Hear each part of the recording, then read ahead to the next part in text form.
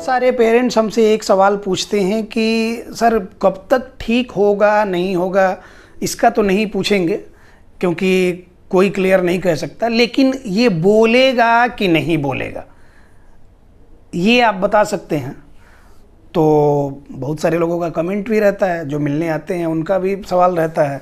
हमने सोचा इस पे बात करते हैं।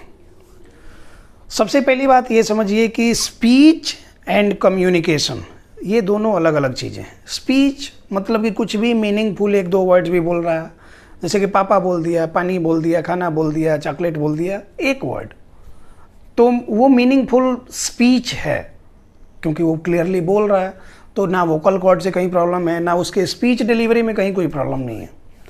उन बातों को प्रॉपरली कम्युनिकेट नहीं कर रहा तो ये कम्युनिकेशन डिले है, क्योंकि हो सकता है सेंसरी प्रोसेसिंग डिसऑर्डर हो, न्यूरो डेवलपमेंटल डिसऑर्डर हो, चीज़ों को जल्दी प्रोसेस नहीं कर पा रहा, लर्न नहीं कर पा रहा, तो सीख नहीं पा रहा, सीधी सी बात, वो उसको एक्सप्रेस नहीं कर पा रहा। इतनी सारी चीज़ें जब हम काम करते हैं इस पर धीरे धीरे धीरे करके कम्युनिकेशन में लेके जाते हैं और वर्बल कम्युनिकेशन डेवलप हो जाता है, उसको एक्सप्रेसिव लैंग्वेज बोलते हैं। लेकिन बहुत सारे बच्चे जो कि बचपन में बोले हैं, बचपन इन द सेंस कि मतलब कि 1.5-2 साल के एज में वो बोले हैं, और फिर उसके बाद ऑटिज्म का जब तक ये आया पता चला तो 4 साल के हो गए, अब कुछ नहीं बोल रहे हैं, रैंडमली कुछ मीनिंगफुल बातें बोल जाते हैं। तो मीनिंगफुल अगर एक भी बात बोल रहा है बच्चा तो स्पीच है, मतलब उसमें डेवलपमेंट के चांसेस पूरे हैं। अगर एक बात भी मीनिंगफुल नहीं बोल रहा, जैसे एक बच्चा था हमारे यहाँ 7.5-8 साल का था, वो तो सारी बातें समझ रहा था, उसके मल्टीपल थेरेपी चलती थी, काफ़ी दिनों तक चली, बहुत सारी चीज़ें समझ आ गई, लेकिन वो एक भी वर्ड बचपन मतलब जन्म के समय से लेके वो 7.5-8 साल के एज तक के बीच में कभी भी वो एक भी वर्ड कुछ बोला ही नहीं था।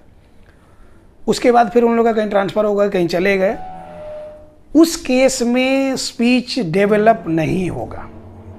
ये कई ENT के डॉक्टर से भी दिखाया था, उन लोगों ने बोला कि स्पीच डिलीवर नहीं होगा, वो गूंगा है। हमने भी देखा, समझ में आ गया कि इसमें स्पीच ये नहीं कर पाएगा, डेवलप नहीं हो पाएगा, बाकी सारी चीज़ें सुधर रही हैं, स्पीच डेवलप नहीं हो रहा था उसमें। तो अगर आपके बच्चे में 1-2 वर्ड्स भी मीनिंगफुल हैं तो आपका बच्चा बोलेगा। सही थेरेपी की ज़रूरत है, और सही थेरेपी इन द सेंस कि जो नीड है उसके अकॉर्डिंग। ये नहीं कि स्पीच थेरेपी का वीडियो देखे वही करने लग गए, बच्चे में समझदारी है ही नहीं, बच्चा बैठता नहीं है, फोकस नहीं है, अटेंशन नहीं, और उसको आप कराए जा रहे हैं स्पीच थेरेपी, नहीं बोलेगा, फिर उलझुल बोलने लग जाएगा, इकोलेलिया डेवलप हो जाएगा, जो बातें बोलेंगे वही रिपीट करने लग जाएगा, वर्बल स्टिमिंग डेवलप करने लग जाएगा। तो इन सारी बातों का ध्यान रखें। और हम कहते हैं कि यूट्यूब एक हेल्प के लिए सेल्फ हेल्प प्लेटफॉर्म है कि आप वहाँ जाएँ, कुछ चीज़ें सीखें, समझें, तो बहुत सारी चीज़ें क्लियर हों। उसमें भी एक्सपर्ट्स जो होते हैं, जो डॉक्टर्स होते हैं, जो थेरेपिस्ट होते हैं जेन्युइन, उन सब का वीडियो देखें, उनके जो होते हैं अबाउट इन्फो में जाके क्लियर चेक कर लें कि ये कोई ऐसे ही नहीं ना मोटिवेशनल स्पीकर तो नहीं बोल रहा ना, या फिर किसी बच्चे का चेहरा आगे करके नहीं ये कर रहा है, कोई इसके लिए वेल क्वालिफाइड कोई एक्सपर्ट हो, वो बता सकते हैं। उनसे आप चाहें तो डिस्कस कर सकते हैं। आपके आसपास शहर में आपके आसपास न्यूरो डेवलपमेंट थेरेपी सेंटर होंगे, वहाँ जाएं। बच्चे के लिए स्ट्रक्चर्ड एक सबसे पहले तो डायग्नोसिस असेसमेंट हो, उसके बाद एक नीड बेस्ड थेरेपी प्लान हो, रेगुलर बेसिस पे कैसे कैसे वर्क करना है, उसके लिए डाइट मैनेजमेंट क्या क्या रहना चाहिए, ये सारी चीज़ों पे वर्क हो, डेली रूटीन में क्या क्या फॉलो करना है, इन सारी चीज़ों पे वर्क हो, तो फिर ये सब डेवलपमेंट होते जाएगा। जैसे जैसे रिसेप्टिव लैंग्वेज डेवलप होगा, उसके बाद बच्चे में स्पीच, फिर उसके बाद से verbal communication, expressive language communication सारी तरह से डेवलप हो जाएगी। तो स्टेप बाय स्टेप प्रोसीजर है, पहले वाला बाद में, बाद वाला पहले में किया तो फिर कहीं भी नहीं जा पाएंगे।